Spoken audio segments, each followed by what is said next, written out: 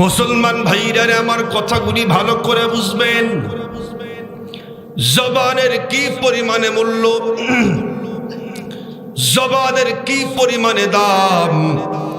আল্লাহর পয়গম্বর বিশ্বনবীর একজন সাহাবী উকবা ইবনে আমির রাদিয়াল্লাহু তাআলা আনহু একদিন বিশ্বনবীকে ডাক দিয়ে বলে, পয়গম্বর শোনেন, নাজাত কিসে, কোন আমল করলে নাজাত পাওয়া যায় একটু আমারে বলেন। সঙ্গে সঙ্গে আল্লাহর পয়গম্বর বিশ্বনবী তাকে একটা মেসেজ দিলেন, বললেন, শোনো, আমলিক আলাইকা লিসানাক, আমলিক আলাইকা লিসানাক, তুমি তোমার জবান কন্ট্রোল করো, তুমি তোমার জবান কন্ট্রোল করো। যদি তুমি তোমার জবান কন্ট্রোল করতে পারো তাহলে অবশ্যই আল্লাহ পাক তোমাকে নাজাত দিয়া দিবে। আর একজন সাহাবীর কথা বলি, হযরত মুআয ইবনে জাবাল রাদিয়াল্লাহু তাআলা আনহু নিজেই বলেন, আমি একদিন বিশ্বনবীর সঙ্গে কোন একটা সফরের মধ্যে ছিলাম। বিশ্বনবীকে একান্ত পেয়ে জিজ্ঞেস করলাম, ইয়া রাসূলুল্লাহ, আখবিরনি বিআমালিন ইউদখিলনিল জান্নাতা ওয়া ইউবাইদিনি আনিন নার। ওগো বিশ্বনবী, আমাকে এমন একটা আমল শিক্ষা দান করেন, আমাকে এমন একটা আমল শিক্ষা দান করেন যেই আমলটা করলে আমি জান্নাতে ঢুকতে পারি, জাহান্নাম থেকে অনেক দূরে থাকতে পারি। এমন একটা আমলের কথা বলেন। সঙ্গে সঙ্গে আল্লাহর পয়গম্বর বিশ্বনবী তাকে অনেক নসিহত করলেন। এরপরে বললেন, আলা উখবিরুকা বিমালাকি যালিকা কুল্লিহি, আলা উখবিরুকা বিমালাকি যালিকা কুল্লিহি। এ মুআয ইবনে জাবাল, শোনো, আমি কি তোমাকে মূল কথা বলবো নাকি? আমি কি তোমাকে মূল কথা বলবো? কুলতু বালা ইয়া নবিয়াল্লাহ। মুআয ইবনে জাবাল রাদিয়াল্লাহু তাআলা আনহু বললেন, ও রাসূল, বলেন না, মূল কথাই বলেন। সঙ্গে সঙ্গে আল্লাহর পয়গম্বর ফাআখাযা বিলিসানিহি, বিশ্বনবী সঙ্গে সঙ্গে তার জিহ্বাকে টান দিয়া ধরলেন, জবানকে টান দিয়া ধরলেন, আর বললেন, এ মুআয ইবনে জাবাল, শোনো, জবানকে কন্ট্রোল করো, জবানকে কন্ট্রোল করো, জবানকে কন্ট্রোল করো। মুআয ইবনে জাবাল রাদিয়াল্লাহু তাআলা আনহু তখন বিশ্বনবীকে জিজ্ঞেস করলেন, ও গো পয়গম্বর, এই জবানের কারণেও কি আমাদেরকে জিজ্ঞেস করা হবে নাকি? আল্লাহর পয়গম্বর সঙ্গে সঙ্গে বললেন, আরে মুআয, তুমি আবার কি বলো, শোনো। এ মুআয, তুমি শোনো, এই জবানের কামাই তো মানুষদেরকে অধমুখী করে জাহান্নামের মধ্যে নিক্ষেপ করে দিয়া দিবে। এই জবানের কামাই, এই জবানের ইনকাম মানুষদেরকে অধমুখী করে জাহান্নামের মধ্যে নিক্ষেপ করে দিয়ে দিবে। ও মুসলমান, জবান দিয়ে এমন কিছু আমল হয়, এমন কিছু বদ আমল হয়, যেই আমলের কারণে মানুষ অবশ্যই জাহান্নামের ভিতরে ঢুকবে। আমাদের হযরত আয়েশা সিদ্দিকা রাদিয়াল্লাহু তাআলা আনহা উনি নিজেই বলেন, আমি একদিন বিশ্বনবীকে বললাম, ও গো পয়গম্বর বিশ্বনবী, শোনেন, আপনার একজন স্ত্রী উম্মে সাফিয়া রাদিয়াল্লাহু তাআলা আনহা একটু বেটে, উনি কিন্তু বেশি লম্বা না। আমাদের হযরত আয়েশা সিদ্দিকা রাদিয়াল্লাহু তাআলা আনহা বললেন, একটু বেটে, বেশি লম্বা না। সঙ্গে সঙ্গে আল্লাহর পয়গম্বর বললেন, লাকাদ কুলতি কালিমাতান লাউ মুজিজাত বিমাইল বাহরি লামাজাজাতহু। হে আয়েশা, শোনো, তুমি এমন জঘন্য কথা বললে, এমন জঘন্য কথা বললে, এই কথার তিক্ততা এতটাই মারাত্মক, সাংঘাতিক, সিরিয়াস।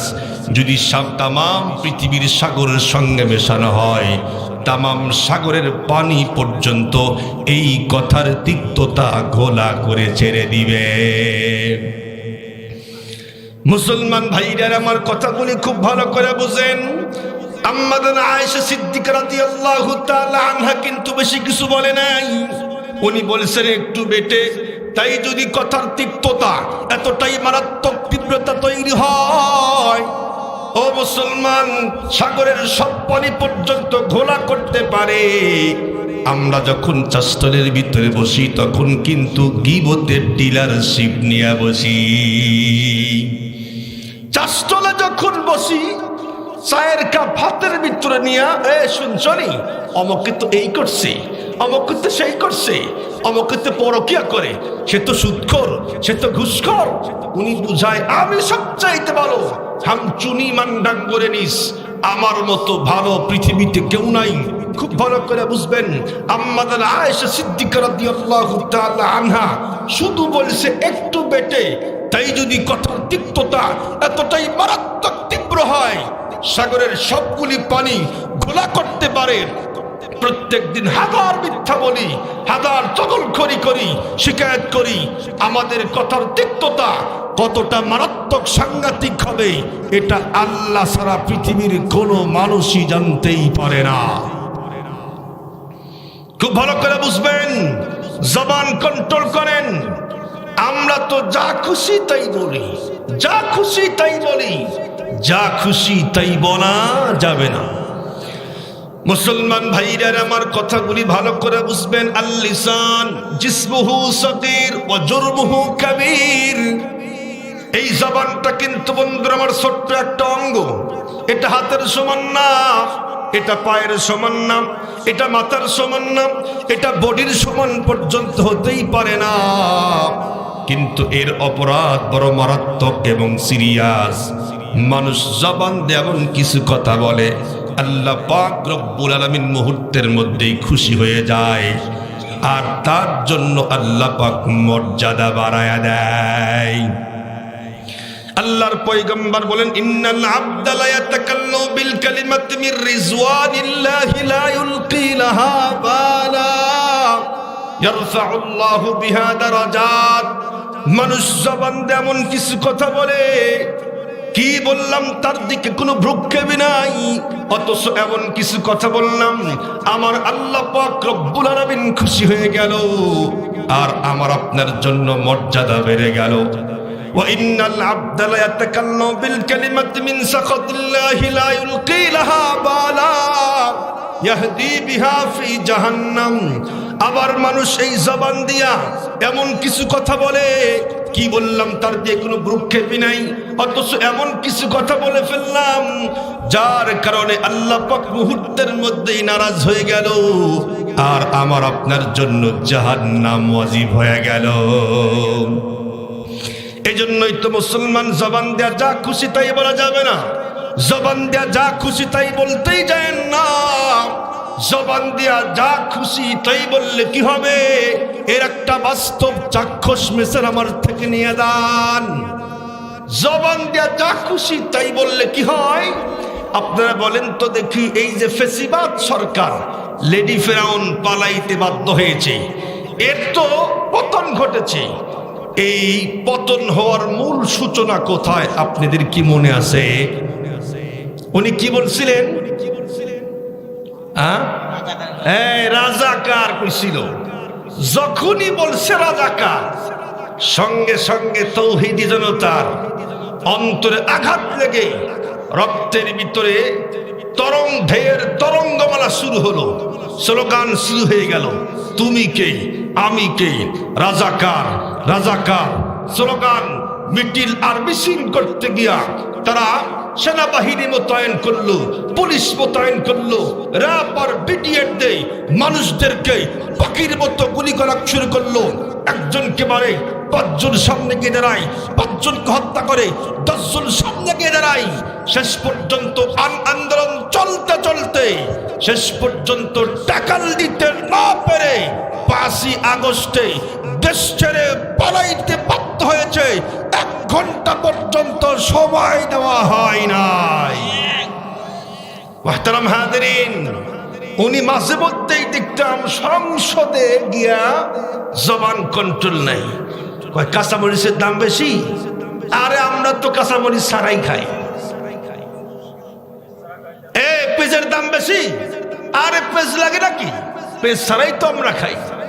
বেগুনের দাম বেশি, আমরা তো মনে করছি আল্লাহর বান্দি ডেট ফেল গাঁজা খাইয়া সংসদে গেছে। ঠিক বললাম না ভুল বললাম? শেষ পর্যন্ত জবান কন্ট্রোল নাই।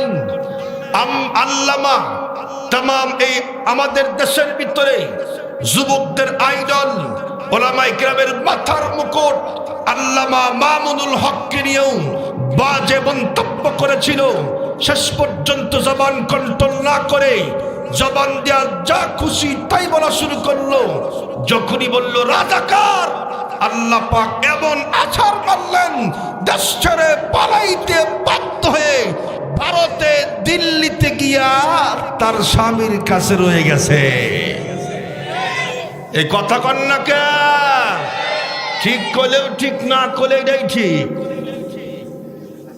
জবান কন্ট্রোল করেন, জবান কন্ট্রোল করেন। আমরা রাজনীতি বক্তব্য দেই না, তবে কোরআন হাদিস বলতে গিয়ে যা সেটা বলতেই হবে। খুব ভালো করে বুঝবেন। এজন্য জবান দিয়ে যা খুশি তাই বলা যাবে না।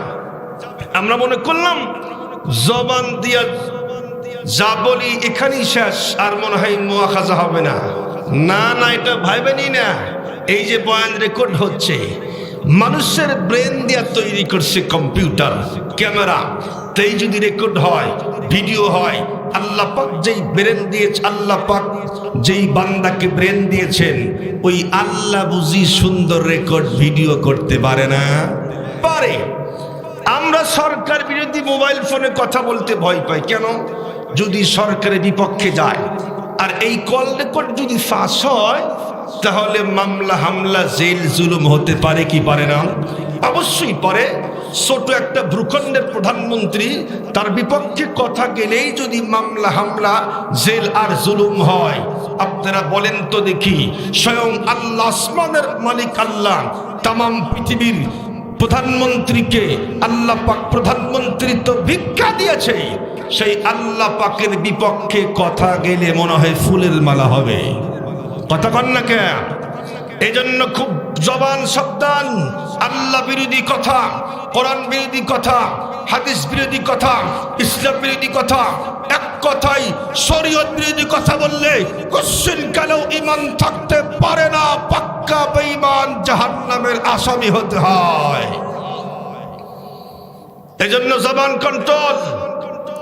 জবান দিয়ে যে সমস্ত গুনাহ হয় সংক্ষিপ্ত করে বলবো। কেন? কারণ আমাকে দিছেনি পরে, আমার দোষ নেই। এখন তো মোনাজাত করে বাড়ি চলে যাবো ইনশাআল্লাহ, কিন্তু দেখেন বয়ান শুরু হলো না।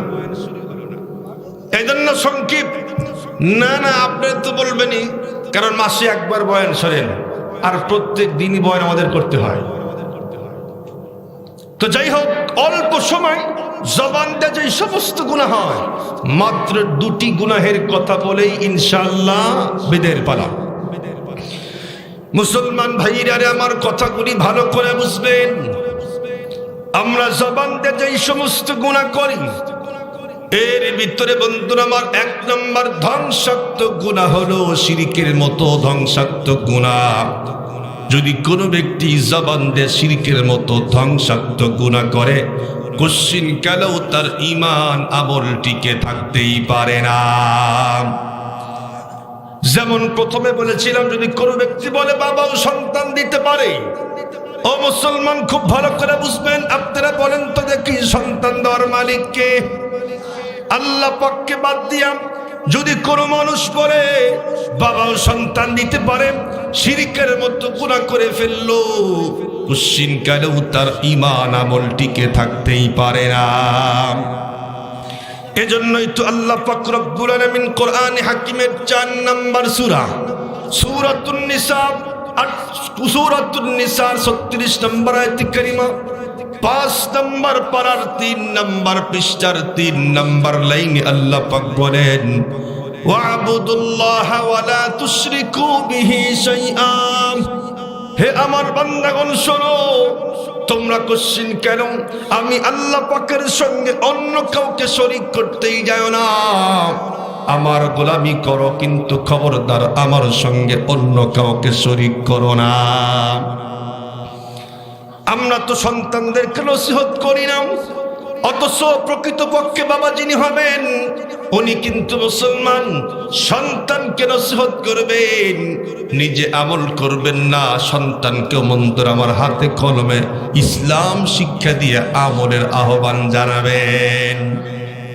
কিন্তু আমরা চুপি চুপি আমল করি, সন্তানকে বলি না, স্ত্রীকে বলি না। ও মুসলমান, এই পৃথিবীর বুকে একজন সফল বাবা ছিলেন, তার নাম হলো লোকমান আলাইহিস সালাতু ওয়াস সালাম। উনি বন্ধুরা আমার সন্তানদেরকে অনেক নসিহত করেছেন। তার নসিহত গুলো আল্লাহ পাকের কাছে এতটাই দামি হয়েছে, সবগুলি নসিহত কোরআন শরীফের মধ্যে আয়াত বানায়া আল্লাহ পাক তার নামে একটা সূরা নাজিল করে দিয়েছেন। সেই লোকমান আলাইহিস সালাতু ওয়াস সালাম তার সন্তানকে বলে, ইয়া বুনাইয়া লা তুশরিক বিল্লাহ, ইয়া বুনাইয়া লা তুশরিক বিল্লাহ। হে আমার কলিজার টুকরা সন্তান, শোনো, কুশ্চিন কেনও তুমি আল্লাহ পাকের সঙ্গে অন্য কাউকে শরীক করো না। আল্লাহ পাকের সঙ্গে শিরিক করতেই যাও না। কেন কেন কেন? কারণ হলো ইন্নাশ শিরকা লা যুলমুন আযীম, ইন্নাশ শিরকা লা যুলমুন আযীম। শিরিক হলো মারাত্মক, সাংঘাতিক, সিরিয়াস জুলুম। যেই ব্যক্তি শিরিকের মতো ধ্বংসাত্মক গুনাহ করলো, সে নিজের উপরে বন্ধুরা আমার সাংঘাতিক জুলুম করে নিয়ে নিল। যেই ব্যক্তি শিরিকের মতো সাংঘাতিক গুনাহ করে, আল্লাহ পাক বলেন যদি এই গুনাহ নিয়ে কবরের ভিতরে ঢোকে, আমি ইচ্ছা করলে সব গুনাহ মাফ করতে পারি, কিন্তু শিরিকের গুনাহ নিয়ে কবরে ঢুকলে কোশ্চিন কালেও আমি আল্লাহ পাক মাফ করব না।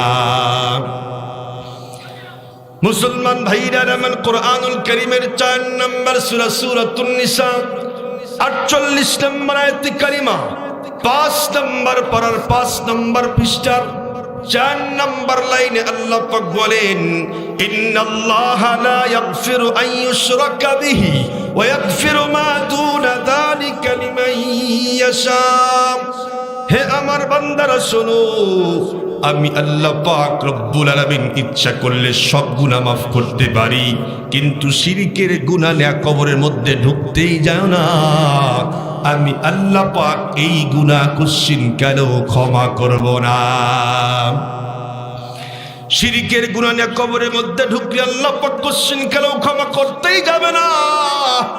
তাহলে কি করবেন? আল্লাহ পাক রব্বুল আলামিন সেটাও বলে দিয়েছেন।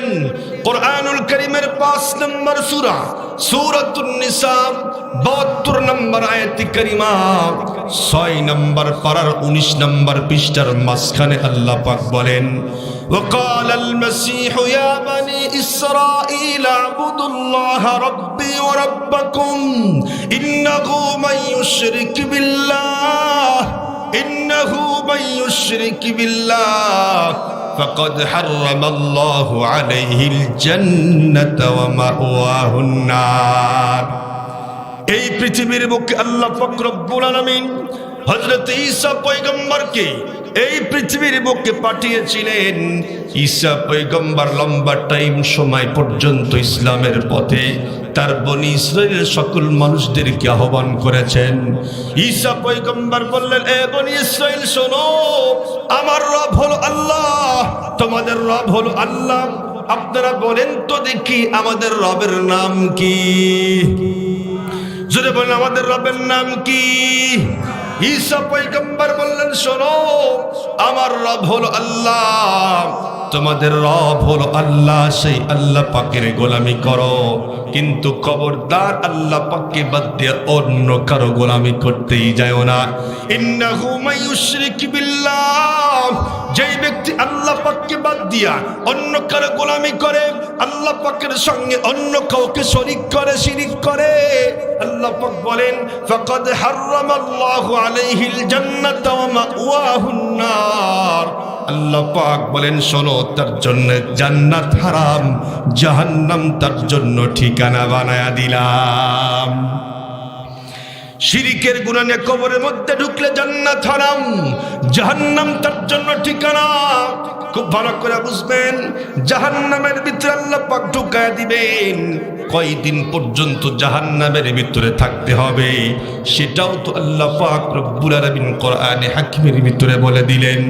কোরআনুল কারীমের 30 নম্বর পারা সূরাতুল বাইয়িনা 6 নম্বর আয়াতে কারিমা খোলেন, আল্লাহ পাক বলেন ইন্নাল্লাযীনা কাফারু মিন আহলিল কিতাবি ওয়াল মুশরিকিনা ফি নারি জাহান্নামা খালিদিনা ফিহা উলাইকা হুম শাররুল বারিয়া নাউযু বিল্লাহ। বলেন আল্লাহ পাক বলে শোনো, যারা আমি আল্লাহ পাকের সঙ্গে শিরিক করে আহলে কিতাব আর মুশরিক আর কাফের, এই সমস্ত মানুষকে আমি আল্লাহ পাক চিরস্থায়ী জাহান্নামের ভিতরে ঢুকায়া দিব।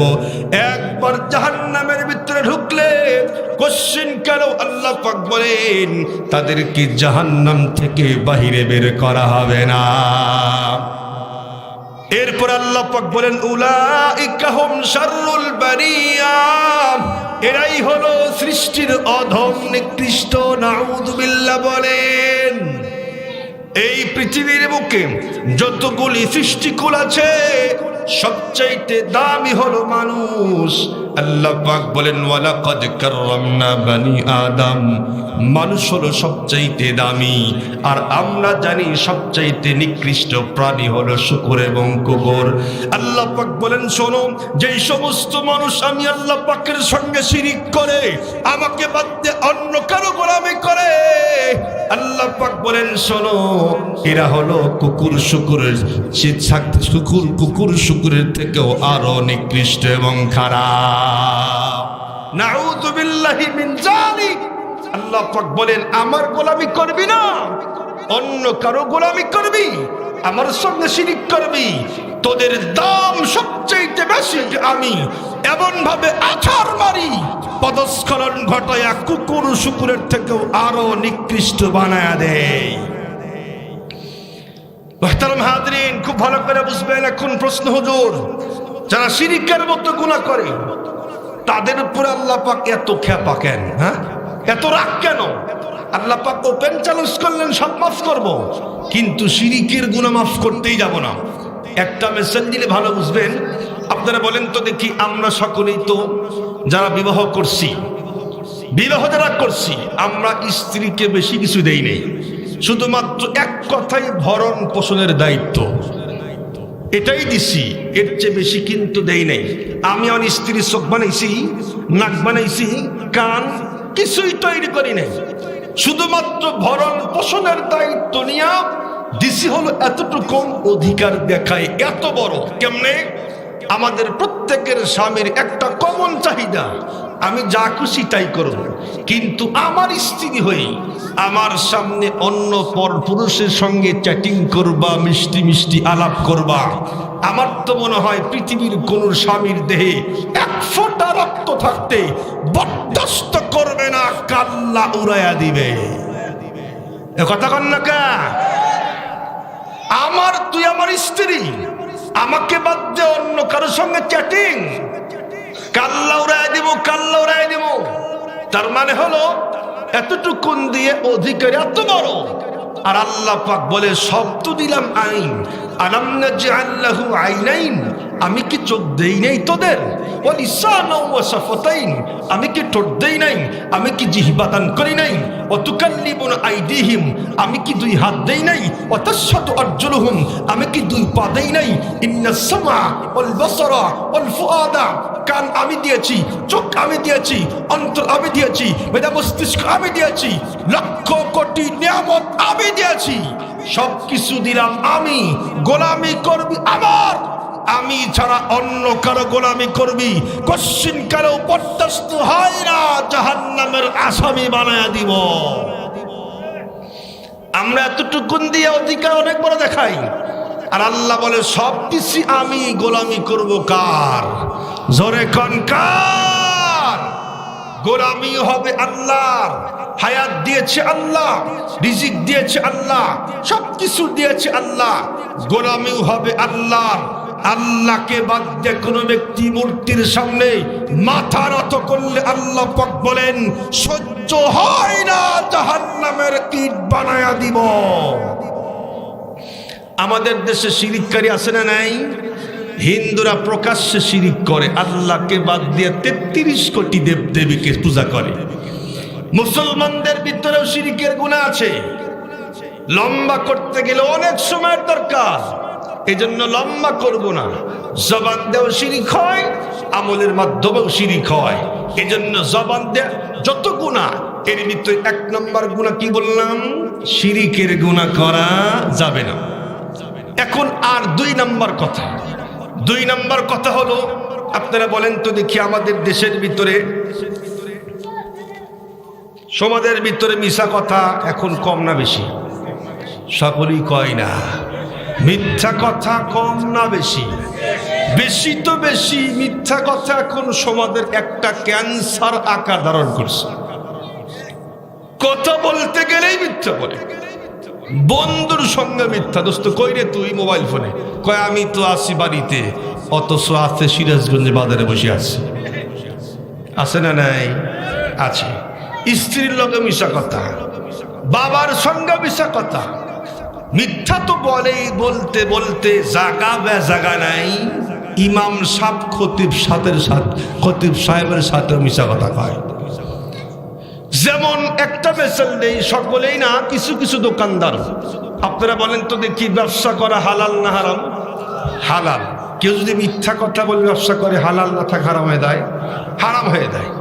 তো মিশা কথা তো কই, ইমাম সাহেব আর খতিবের লগে মিশা কথা।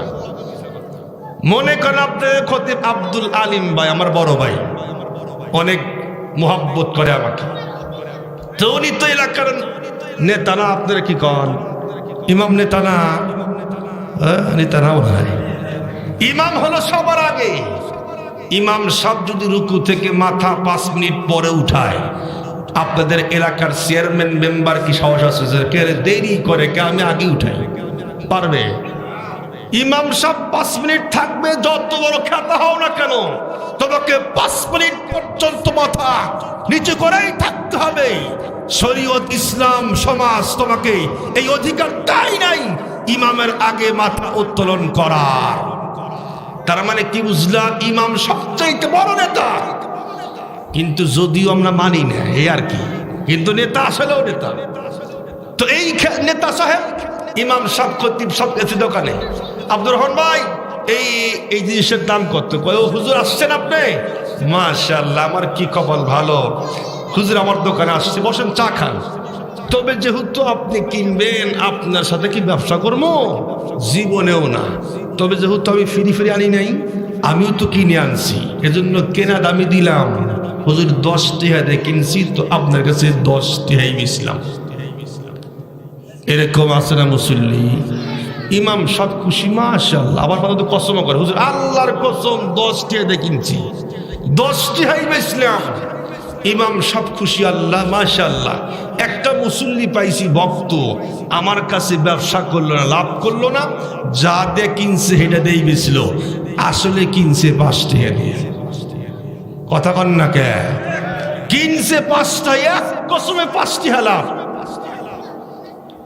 ইমাম সাহেবের কাছে ভালো সাজলো, নিজ দিয়া মিথ্যা কথা কসম বলে 5 টাকার জিনিস 10 টাকাও বেচলো। আছে না নাই? এই এলাকায় মনে হয় নাই, আছে? পুরা দমে বলে আছে। এই যে মিথ্যা কথা ভাই, আল কিযবু উম্মুল মাআসি, মিথ্যা হলো সব পাপের মা। আপনি একটা মিথ্যা কথা বললেন, এটাকে ঢাকার জন্য আরো 20টা পর্যন্ত মিথ্যা বলতে হয়। মুসলমান ভাইরা, আমার কথাগুলি ভালো করে বুঝবেন। জবান দিয়ে যেই সমস্ত গুনাহ করি, এর ভিতরে 2 নম্বর গুনাহের নাম হলো মিথ্যা বলা। যেই ব্যক্তি বেশি বেশি মিথ্যা বলবে, আল্লাহর পয়গম্বর বিশ্বনবী বলেন, আয়াতুল মুনাফিকি সালাসুন ইযা হাদাসা কাযাবা। মুনাফিকের আলামত হলো 3টি। 1 নম্বর আলামত হলো কথায় কথায় মিথ্যা বলে। কথা বলতে গেলে শুধুমাত্র মিথ্যা বলে। যেই ব্যক্তির ভিতরে মিথ্যা কথার আলামত পাওয়া যায়, আল্লাহর পয়গম্বর বলেন মুনাফিকের 1 নম্বর আলামত তার ভিতরে পাওয়া যায়। যেই ব্যক্তি প্রকৃতপক্ষে মুনাফিক হবে, আল্লাহ পাক রব্বুল আলামিন তার ব্যাপারে আয়াতে কারিমা নাজিল করেছেন, ইন্নাল মুনাফিকিনা ফিদ দারকিল আসফালি মিনান নার। মুনাফিকের স্থান হবে একদম জাহান্নামের নিচে, মুনাফিকের স্থান হবে একদম জাহান্নামের নিচে। যেই ব্যক্তি বেশি বেশি মিথ্যা বলে তার ভিতরে মুনাফিকের তিনটা আলামতের ভিতরে এক নম্বর আলামত পাওয়া যায়। এজন্য মুসলমান মিথ্যা বলতে গেলে মুনাফিকের আলামত তার মধ্যে আছে। খবরদার কুশ্চিনকের কালেও মিথ্যা বলতেই যায় না। আল্লাহর পয়গম্বর বলেন, ওয়া ইয়াকুম ওয়াল কিযব ফাইন্নাল কিযবা ইয়াহদি ইলাল ফুজুর ওয়া ইন্নাল ফুজুরা ইয়াহদি ইলান নার ওয়া মা ইয়াজালুর রাজুলু ইয়াকযিবু ওয়া ইয়াতাহাররাল কাযিবা হাত্তা ইউকতাবা ইনদাল্লাহি কাযযাবা। আল্লাহর পয়গম্বর বিশ্বনবী বলে, শোনো এ আমার উম্মতেরা শোনো, তোমরা কোশ্চিন কালেও মিথ্যা বলতেই যাও না। কেন? কারণ মিথ্যা কিন্তু পাপের দিকে নিয়ে দেয়, আর পাপ কিন্তু আস্তে আস্তে জাহান্নামের ভিতরে ঢুকায় দেয়। মানুষ যখন মিথ্যা বলতেই থাকে, মিথ্যা বলতেই থাকে, আর মিথ্যার অন্বেষণ করে, মিথ্যার তালাশ করে সব সময়ের জন্য, আল্লাহর পয়গম্বর বলেন, হাত্তা ইউকতাবা ইনদাল্লাহি কাযযাবা। এই লোকটার নাম এক সময় আল্লাহ পাকের খাতায় মহা মিথ্যাবাদী সাব্যস্ত হয়ে যায়। আমি আপনাদেরকে জিজ্ঞেস করি, বলেন তো দেখি, যেই ব্যক্তির নাম আল্লাহ পাকের খাতায় মহা মিথ্যাবাদী সাব্যস্ত হয়, ওই লোকটা কিন্তু কোশ্চিন কালেও জান্নাতে ঢোকার কোনো কায়দা নাই। ও মুসলমান, খবরদার, জবান দিয়ে মিথ্যা বলতেই যায় না। সামনে রমজান মাস, রোজা রেখেও কিন্তু আমরা অনেক সময় মিথ্যা বলি, কি বলি না? মিথ্যা কথা কোশ্চিন কালেও বলতেই যাব না, ইনশাআল্লাহ ইনশাআল্লাহ ইনশাআল্লাহ। তাহলে কি বলতে হবে সেটাও আল্লাহ রাসূল বললেন, ওয়া আলাইকুম বিসসিদকি ফাইন্নাস সিদকা ইয়াহদি ইলাল বিররি ওয়া ইন্নাল বিররা ইয়াহদি ইলাল জান্নাহ ওয়া মা ইয়াজালুর রাজুলু ইয়াসদুকু ওয়া ইয়াতাহাররাস সিদকা হাত্তা ইউকতাবা ইনদাল্লাহি সিদ্দীকা। আল্লাহর পয়গম্বর বলে, হে আমার উম্মতেরা শোনো, তোমরা সবসময়ের জন্য সত্য বলো, সবসময়ের জন্য সত্য বলো। কেন? কারণ সত্য কিন্তু নেকির দিকে নিয়ে যায়, আর নেকি কিন্তু আস্তে আস্তে জান্নাতের ভিতরে ঢুকায়া দেয়। মানুষ যখন সত্য বলে, সত্য বলতেই থাকে, আর সত্যের অন্বেষণ করে, আল্লাহর পয়গম্বর বলেন, হাত্তা ইউকতাবা ইনদাল্লাহি সিদ্দীকা। এই লোকটার নাম এক সময় আল্লাহ পাকের খাতায় মহা সত্যবাদী সাব্যস্ত হয়ে যায়। এজন্য মুসলমান সবসময় সত্য বলতে হবে। সত্য বলা পৃথিবীর সব রাসূলদের সুন্নত, সুবহানাল্লাহ বলেন। ও মুসলমান, সময় হাতের মধ্যে নাই, সংক্ষিপ্ত করে বলি। আল্লাহ পাক বলেন, ওয়াযকুর ফিল কিতাব ইব্রাহিম ইন্নাহু কানা সিদ্দীকান নাবিয়্যা। ইব্রাহিম পয়গম্বর সত্যবাদী ছিলেন। আল্লাহ পাক কোরআনে হাকিমের ভিতরে বললেন, ওয়াযকুর ফিল কিতাব ইসমাঈল ইন্নাহু কানা সাদিকাল ওয়াদি ওয়া কানা রাসূলান নাবিয়্যা। ইসমাঈল পয়গম্বর মহাসত্যবাদী ছিলেন। আল্লাহ পাক বলেন, ওয়াযকুর ফিল কিতাব ইদ্রিস ইন্নাহু কানা সিদ্দীকান নাবিয়্যা। ইদ্রিস পয়গম্বর মহাসত্যবাদী ছিলেন। আপনারা বলেন তো দেখি, আমাদের পয়গম্বর সত্যবাদী ছিলেন নাকি মিথ্যাবাদী ছিলেন? আমাদের পয়গম্বরকে উপাধি দিয়েছিল আল আমিন, আস-সাদিকুল আমিন, মহাসত্যবাদী। তাও কিন্তু দলের লোক সার্টিফিকেট দেয় নাই। ও মুসলমান, বিরোধী দলের লোক কিন্তু সার্টিফিকেট দিয়েছে। যেই সমস্ত মানুষ 24 ঘন্টায় দারুন নদওয়ার ভিতরে বিশ্বনবীকে কেমনে হত্যা করা যায়, কেমনে দেশ থেকে বহিষ্কার করা যায়, কেমনে বিশ্বনবীকে ইসলামের দাওয়াত থেকে বঞ্চিত করা যায়, ও মুসলমান 24 ঘন্টায় বিশ্বনবীকে মারার ফিকির করত, তারাই বিশ্বনবীকে সার্টিফিকেট দিয়েছে আল আমিন, মহাসত্যবাদী। আমি আপনাদেরকে জিজ্ঞাসা করি, বলেন তো দেখি, আমাদের আল্লাহ সত্যবাদী নাকি মিথ্যাবাদী? আল্লাহ পাক বলেন ওয়ামান আসতাকু মিনাল্লাহি কিলা ওয়ামান আসতাকু মিনাল্লাহি হাদিসা। আমার মতো সত্যবাদী পৃথিবীতে কেউ নাই। পৃথিবীর সব পয়গম্বর সত্যবাদী, আমাদের পয়গম্বর সত্যবাদী, আল্লাহ পাক সত্যবাদী। সেই আল্লাহ পাকের বান্দা বিশ্বনবীর উম্মত হয়ে আমরা কেমনে মিথ্যা বলি? আমাদের তো লজ্জা করার দরকার ছিল। মুহতারাম হাজিরিন, মিথ্যা বলতে যান না। মিথ্যা বললে মুনাফিকের আলামত আপনার মধ্যে পাওয়া যায়। আর যেই ব্যক্তি মিথ্যা বলে তার মুখ দিয়ে মিথ্যার দুর্গন্ধ বাহির হয়, কিন্তু আমরা চিনি না, না কেউ আসে না, ফেরেশতারা জানে যে এই লোকটা মিথ্যা বলছে, মুখ দিয়ে দুর্গন্ধ বাহির হয়। যারা বিড়ি খায় তাহলে মনে হয় তাদের মনে হয় মুখ দিয়ে সুঘ্রাণ বাহির হয়। কথা কন না কেন? যদি বিড়ি খোর হয় তাহলে দেখবেন মোসাফা করলেও বাসনা হয়। এরে আল্লাহ, বান্দা বিড়ি খায় মুখ দিয়ে, আর মোসাফা করলে হাত দিয়া গন্ধ কয়, তার খেতা দিয়া গন্ধ, বালিশ দিয়া গন্ধ। আল্লাহর এক বান্দি তার কাছে শুয়ে থাকে কেমনে আল্লাহ ভালো জানে। ও বিড়ি খোর, দেখছে বউ তোর বিড়ি খায় না। এরপরে নামাজে দাঁড়াইলে আল্লাহু আকবার, পাশে কেউ থাকে না, আল্লাহ এত বিড়ি খোর রে ভাই, বিড়ি খায় না। তো এই যে বিড়ি খোরের মুখ দিয়ে গন্ধ বাহির হয়, দুর্গন্ধ বাহির হয়। যারা মিথ্যা বলে তাদের মুখ দিয়েও দুর্গন্ধ বাহির হয়, কিন্তু আমাদের নাকে আসে। মুহতারাম হাজিরিন, শেষ করে দিই নাকি বলেন? কয় না না হুজুর, কত বাদী সব আছে? একটা। হ্যাঁ হ্যাঁ ঠিক আছে। কি স্যার? বাজবো বাজবো, চিন্তা করেন না, বাজবো, একটা বাজবো ইনশাল্লাহ। তাহলে মিথ্যা বলা যাবে না।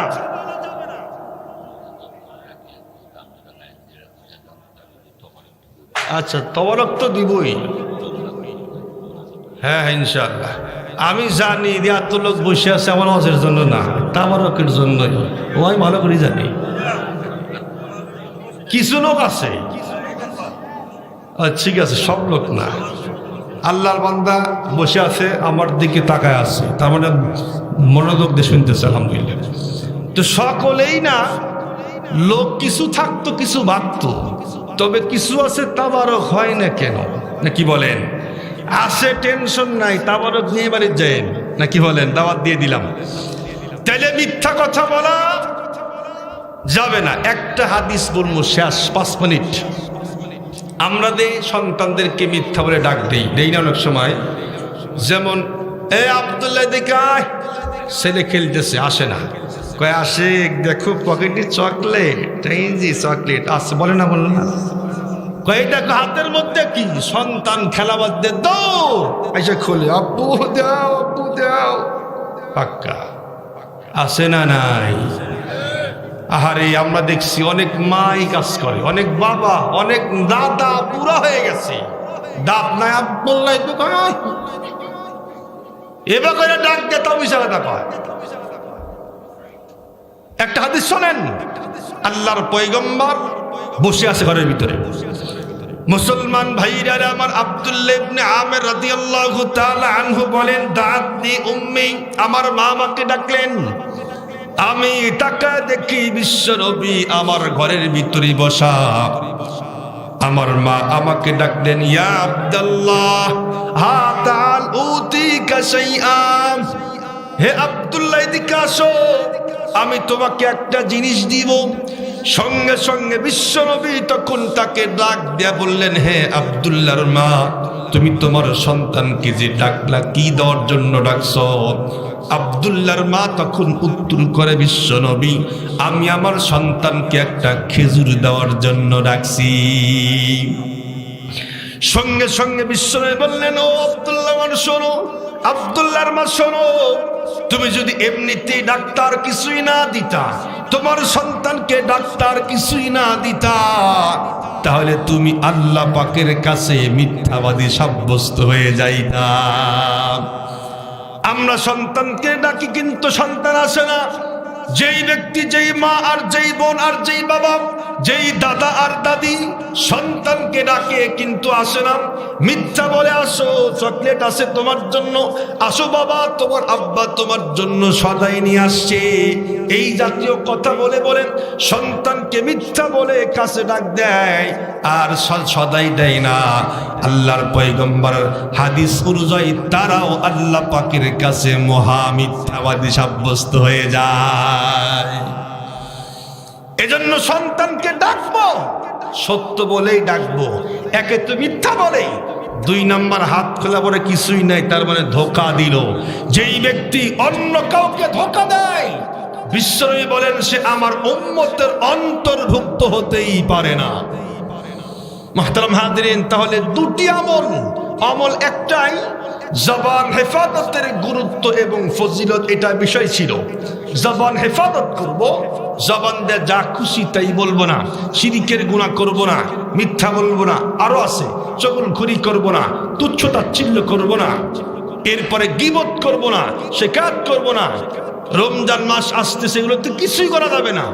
রোজা শুদ্ধ হওয়ার জন্য 6 শর্ত, তার মধ্যে অন্যতম একটা জবান কন্ট্রোল। মনে আছে তো আপনাদের? এজন্য একটা ওয়াজি করলাম আর 5টা আপনাদের খতিব সাহেবের কাছ থেকে শুনে নিয়েন। তার ভিতরে হাত কন্ট্রোল, চোখ কন্ট্রোল, এরপরে কান কন্ট্রোল, এগুলো আছে। এগুলো হুজুর বয়ান ইনশাল্লাহ করবে। আমি একটা বললাম, কি কন্ট্রোল? কথা কন না, কি কন্ট্রোল? আগামীকাল যদি কেউ বলে, কারণ অনেক সময় কয় হুজুর আসলে এত ওয়াজ করছে খুব ভালো লাগছে, এর মাইক ফাটা লাইছি, কি কইছি? কয় হে মনে তো নেই। কি কয়? ওয়াজ ভালো করছে, কইছে না কিসের কম? কয় মনে নাই। তো আমি চাচ্ছি যদি আগামীকাল কেউ জিজ্ঞাসা করে প্রধান বক্তা কি ওয়াজ করছে, বলতে পারবেন তো? কারা কারা পারবেন না হাত তোলেন? পারবেন না?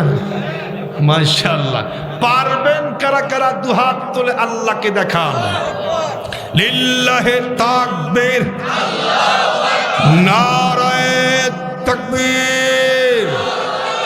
যাক, আলোচনা সার্থক। একটা ওয়াজ যে আপনারা বুঝছেন, একটাই ওয়াজ, জবান কি? জবান কন্ট্রোল। যা খুশি তাই বলবো না, যা খুশি তাই খাবো না। সুদের টাকা, ঘুষের টাকা আছে না নাই? অনেক আল্লাহর বান্দা আছে, এক কথায় হারাম কথাও বলবো না, হারাম জিনিসও খাবো না। এটা হলো মূল সাবজেক্ট। আল্লাহ পাক আমাদের সকলকেই জবান কন্ট্রোল করার তৌফিক দান করেন, আমিন।